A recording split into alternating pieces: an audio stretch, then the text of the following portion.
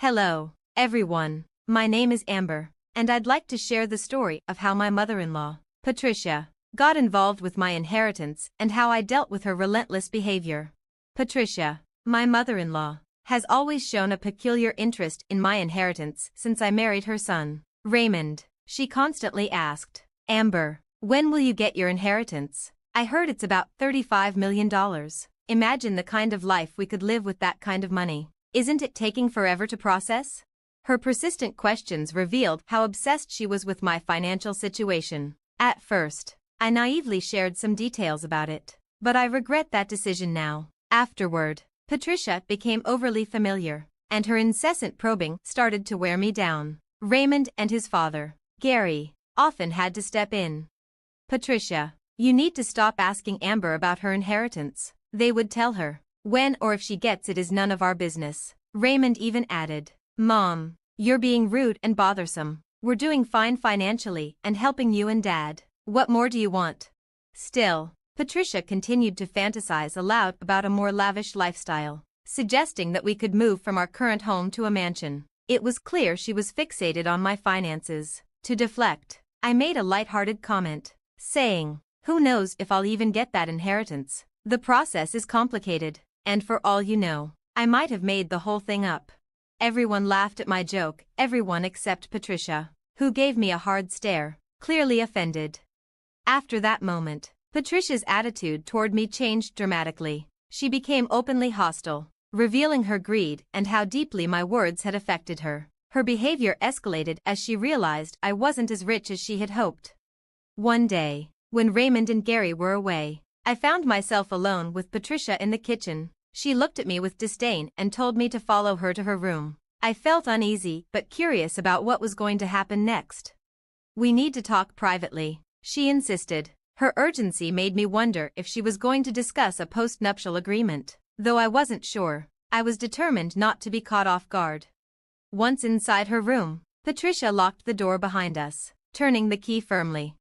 "Amber, you're staying here until you sign these papers," she demanded. I was taken aback, struggling to understand why she was being so forceful. She explained that the papers were a post-nuptial agreement drafted by a lawyer to ensure that I wouldn't have any financial claims on Raymond if we divorced. I couldn't believe it. Why would she assume that Raymond and I would ever part ways? Despite my objections, Patricia insisted, saying she had everything figured out and that she had a significant role in shaping our future. Reluctantly, I began to read the document, which turned out to be extremely restrictive. It stated that if Raymond and I divorced, neither of us could claim anything from each other, no alimony, no division of assets. We could only keep what was in our own names. The terms were shocking, and I felt anger building inside me. I confronted Patricia, questioning the sudden appearance of such a document. We had never discussed any prenuptial or postnuptial agreements, and her actions made it clear there was more to her motives than I had initially thought. This was no longer a simple family matter. It felt like there were deeper issues at play. Patricia then revealed her true intentions. She had originally welcomed me into the family under the belief that I would inherit $35 million. And with that money, she wouldn't need to worry about a prenuptial agreement for Raymond. Now, she accused me of lying about the inheritance and labeled me a gold digger, claiming I was a financial burden to her son. She insisted that I sign the prenup to protect Raymond's assets. Her manipulation became clear. Patricia had been silent about any prenuptial agreement all this time, hoping to benefit from my supposed inheritance. When she discovered that my inheritance might not be real, she aimed to secure Raymond's assets by forcing me to sign a post-nuptial agreement. She was trying to create a scenario that would push Raymond into a divorce, so she could secure a wealthier match for him and live a luxurious life herself. Her words, fueled by greed, were crushing. She believed Raymond deserved someone with a large fortune, disregarding the love between us. Her vision was clouded by materialism, seeing me only as an obstacle to her dream life. It became clear that Patricia would go to any lengths to benefit from my inheritance. This encounter revealed her willingness to sacrifice her son's happiness for personal gain, a realization that made me grateful I had no inheritance to be manipulated over. I refused to let Patricia control me. "If Raymond believes this agreement is necessary," I said firmly, It should be a mutual decision made with proper legal advice, not a demand from his mother. I was determined to stand my ground, aware that Patricia might try to keep me there until I signed, but I was prepared to confront her. Patricia seemed to take pleasure in the control she had over me, reminding me that Raymond and Gary wouldn't be back from their trip for some time. She used my work responsibilities against me, knowing I needed to return to work. Frustrated, I demanded the keys to leave, but Patricia escalated the situation. She grabbed my hand tightly and hurled cruel insults at me, calling me a gold digger and more.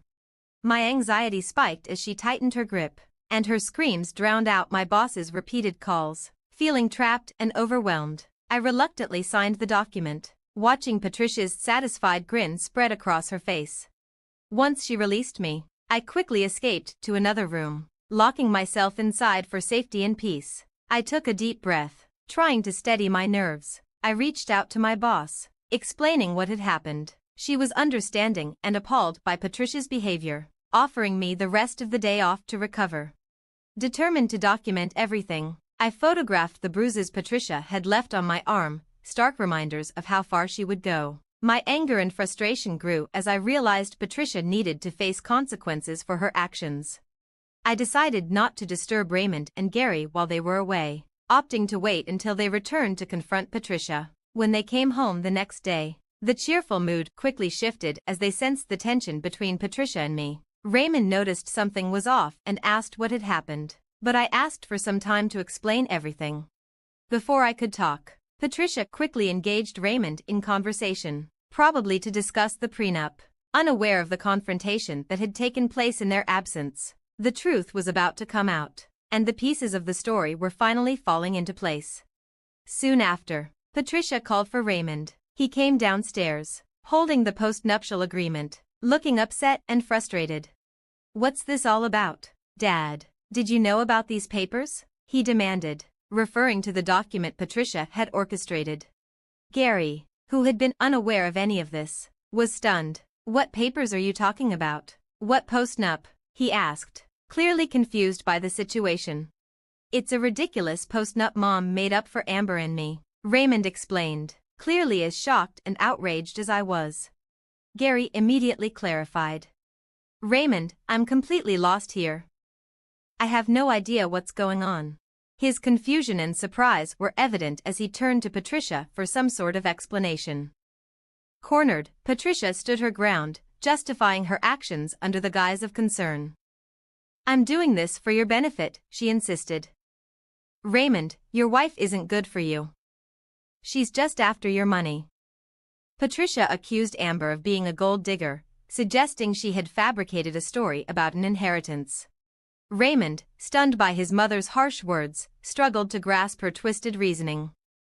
"What does Amber's inheritance have to do with anything? How could you say that, Mom?" he asked, bewildered. Patricia didn't relent, painting a grim picture of Amber exploiting Raymond and draining him financially after a divorce. She pushed him to sign the post-nuptial agreement and suggested he find someone more financially compatible, fueling the tension further. This accusation lit a fire in Raymond. He fiercely defended Amber, a rare moment when he stood firm against his mother's manipulations. It was a turning point for me, seeing Raymond stand by our relationship and putting any concerns about his loyalty to rest. What neither of them knew was that the truth about my inheritance had come through the previous day, a detail I hadn't shared in the chaos. As the argument wound down, Raymond's gaze met mine, filled with curiosity and concern. "Amber, why did you agree to sign that post-nup? You should have waited for me. You know I'd never support something like that. Why let Mom pressure you?" His disappointment was clear, but it was also mixed with a desire to understand and fix the situation together.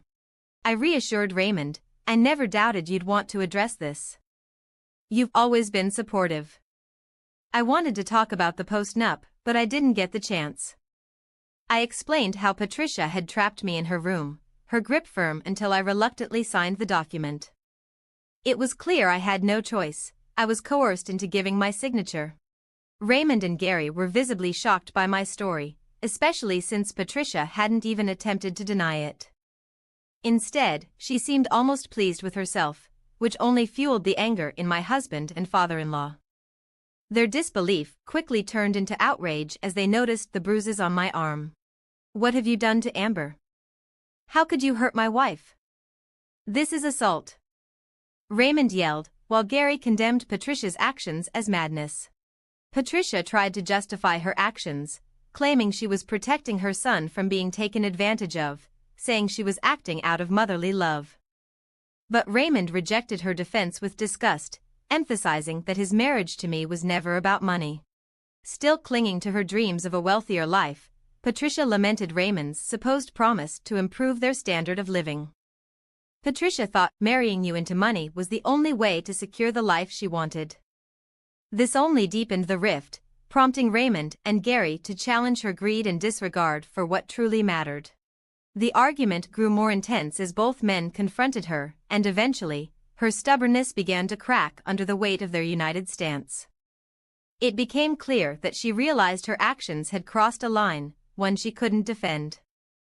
Cornered and seeing that Gary and Raymond weren't on her side, Patricia resorted to tears, trying to manipulate them with an emotional outburst. She sobbed, claiming she had only acted in the best interests of the family and that she deserved a better life for all her sacrifices, including providing them with a home. She painted herself as the victim, wronged by those she had supported. Raymond gave her a dose of reality, reminding her that their living situation was supposed to be mutually beneficial. He pointed out that he and I were the ones financially supporting the house, not the other way around. Frustrated with her manipulative tactics, he announced that we would be moving out and cutting off all financial support, signaling a major shift in response to her actions. Gary, too, had reached his limit. Years of tolerating Patricia's greed had worn him down, especially now that she had turned aggressive and manipulative toward me. Offering his support, he suggested that he could leave with us, distancing himself from Patricia's toxic behavior and making it clear he was with us, not her. Unmoved, Patricia mocked our ability to survive without her, predicting we would end up in poor living conditions. Her taunts were meant to belittle and undermine, assuming we would struggle without her financial support. It was then that I decided to set the record straight, refuting her grim predictions with confidence. "Housing and supporting us won't be a problem," I stated calmly, challenging her narrative of financial doom. Still clinging to her delusions, Patricia laughed it off, calling me a gold digger who couldn't provide for Raymond and Gary without her. Her scorn was obvious, but it was based on outdated assumptions. I corrected Patricia's misconception. Far from the broke individual she thought I wasn't struggling financially, nor was I a gold digger. My silence about my financial situation had been intentional, not a necessity. It was time for her to learn the reality she had so drastically misjudged. In that moment, I revealed, "Actually, I'm doing quite well, thanks to the $35 million at my disposal. While not all of it is liquid, there's more than enough to take care of things." The shock in the room was palpable, especially for Patricia, who was clearly stunned by this unexpected turn in my financial situation. Patricia, stunned, challenged me, "But you said there was no inheritance." "You lied," I replied, a little exasperated. "Patricia, you're exhausting." I made a passing comment about not having an inheritance, never expecting it to expose your true intentions. "Honestly, I'm grateful for that remark, it showed me exactly who you are." This revelation left Patricia scrambling, her mind racing as she tried to salvage the situation. She tried to downplay her earlier hostility, laughing awkwardly and saying, "Oh, Amber, you trickster. We could have avoided all this misunderstanding if you had just told us earlier." I shot back firmly, "Really, Patricia? If I had made it clear that I was joking, you wouldn't have pushed so hard for that post-nuptial agreement or tried to ruin my marriage, would you?" Patricia's weak attempts to backtrack, admitting her overreaction and even tearing up the post-nuptial agreement, came far too late to undo the damage. "Patricia, it's obvious now that you need to stop worrying about my inheritance. We can't fix this relationship just like that. If Raymond still wants to move out and sever ties, I completely back his choice." This was a pivotal moment for me, a declaration of my independence and my readiness to move forward without being shackled by Patricia's manipulative ways. My priority was my well-being and my bond with Raymond, not anything tied to her financial influence. Raymond made his stance clear: we're leaving. Amber, my mother's greed has no limits, and I won't stand by and watch her take advantage of you any longer. We'll be out by the end of the month, and Dad will be coming with us. We were unified in this decision. Raymond and I had already started looking for a new home, finding a perfect place just an hour away. The task of securing a new house and moving in within a month might seem overwhelming, but with our solid financial footing, it went smoothly. Gary chose to join us, ready to start fresh and take the step of filing for divorce from Patricia. His decision was his own, driven by the events he had witnessed, and he filed for divorce in the same month we planned our move. Cornered and desperate, Patricia tried to sway us with tears and apologies, but her financial situation only made things worse. Lacking in income and with Raymond providing for Gary, neither of them was entitled to alimony. In a twist of irony, Gary was entitled to half of the house, as it was bought during their marriage, which led to exactly what Patricia had feared: she would have to sell the house. The divorce proceedings stretched on for a year, with mandatory separation periods and Patricia's growing distress over her finances. She had to rush to sell her home just to make ends meet. Once the divorce was finalized and the assets divided, Gary chose to live in a modest apartment, valuing his independence and not wanting to impose on our new life. We continued to support him, now able to do so without strain. Despite the chaos, this sequence of events strengthened our family ties, reminding us of the importance of honesty, mutual support, and the value of relationships over any financial gain. Thanks for watching. Until next time, stay stunned.